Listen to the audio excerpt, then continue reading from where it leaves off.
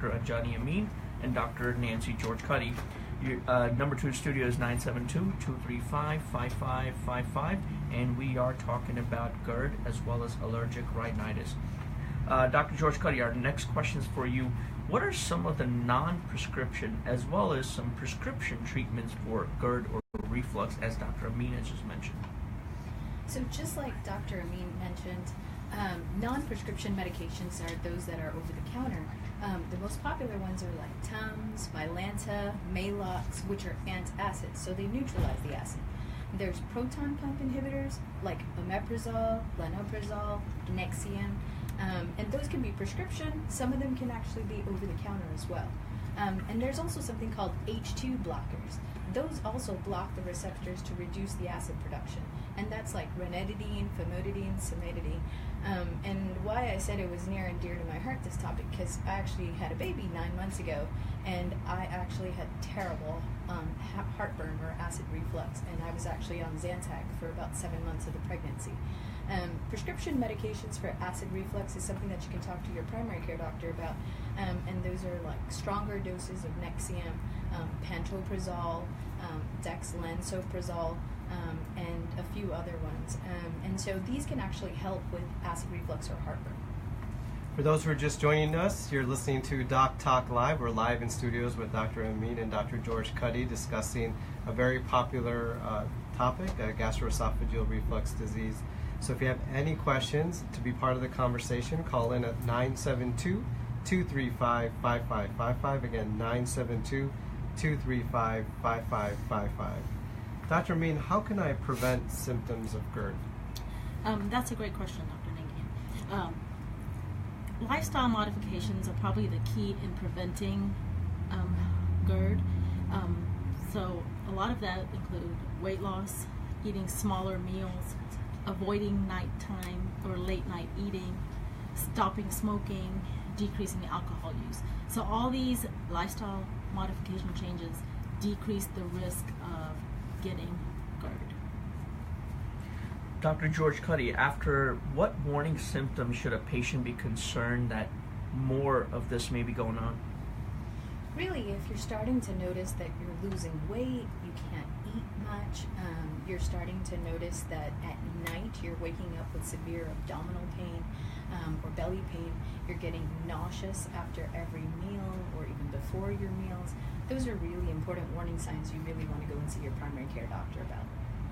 Again, the number to the studio is 972-235-5555 to be part of the conversation today on GERD.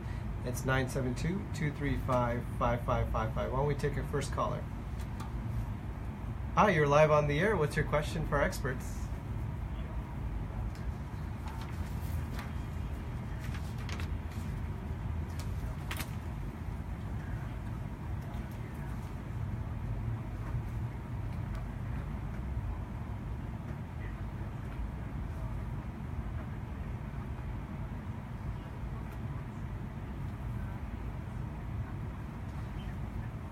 Great question. So the question was, is bananas bad for heartburn or reflux? Or maybe this is a good time to actually go over what other foods we should try to avoid. Sure. That is a great question. This is Dr. Amin again. And so, but bananas isn't typically on the list of foods that cause reflux.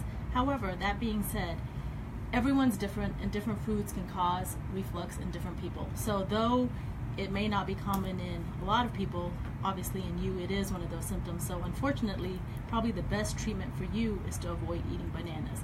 And if you do, a lot of people love bananas, so if you do love bananas, maybe the time to eat that is not late at night, maybe early in the morning, at times when you're not just going to be sedentary, And then your second question was, what other foods could cause a reflux? And a lot of the acidic foods, such as citrus foods, tomatoes, tomato sauce, spicy foods, those are all the foods that can typically trigger reflux.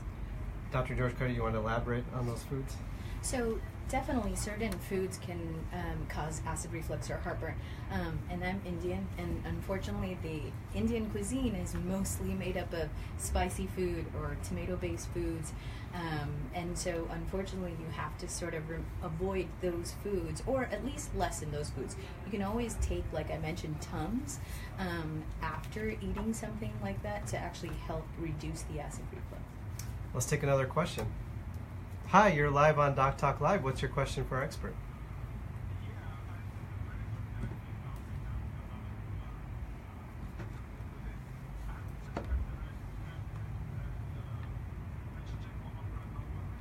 Mm-hmm.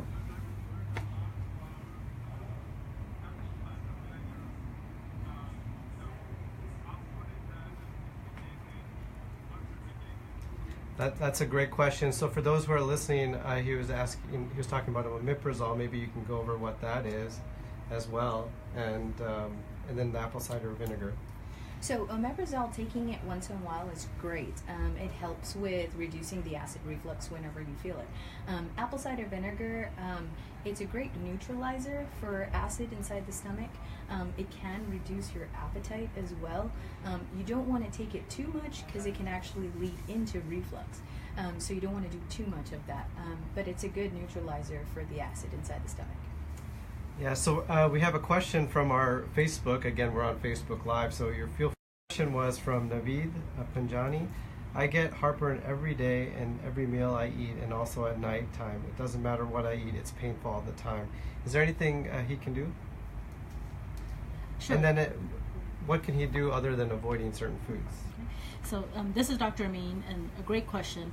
Definitely you want to avoid foods that trigger your symptoms, but it sounds like, unfortunately for you, a lot of foods, if not all foods, are causing these symptoms. So really for you, if you have not done so already, it is pretty important that you go see your primary care physician to make sure nothing else is going on. So in today's world where we can treat with over-the-counter medicines, there's that opportunity to do so, and that's okay. But if after doing so you continue to have symptoms, then that is definitely a warning sign to go see your primary care physician. Let's take another question. You're live on there on Doc Talk Live. What's your question for experts?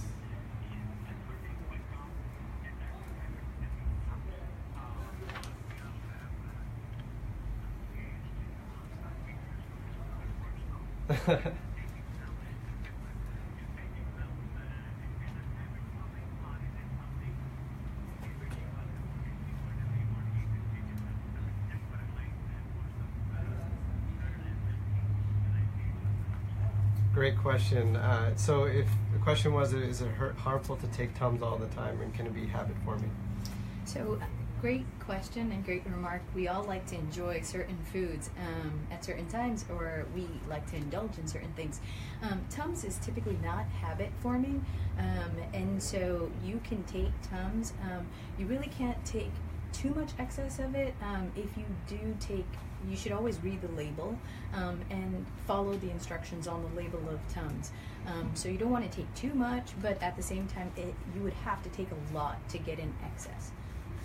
Excellent. I think the lines are all full. We'll take one more before the break. Hi, you're on Doc Talk Live. What's your question for expert?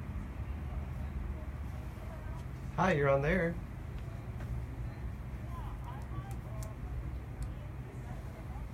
Mm-hmm. Mm-hmm.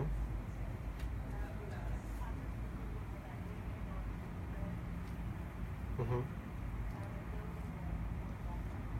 Okay, well, we can have our experts answer that, but you know what we're going to do is we only have 15 seconds, so we will get back to your question after the break, so make sure you come back at 5:45 to hear the answer to that one, as well as log on to our Facebook Live and post your questions there. We'll get to those as well. We'll be back.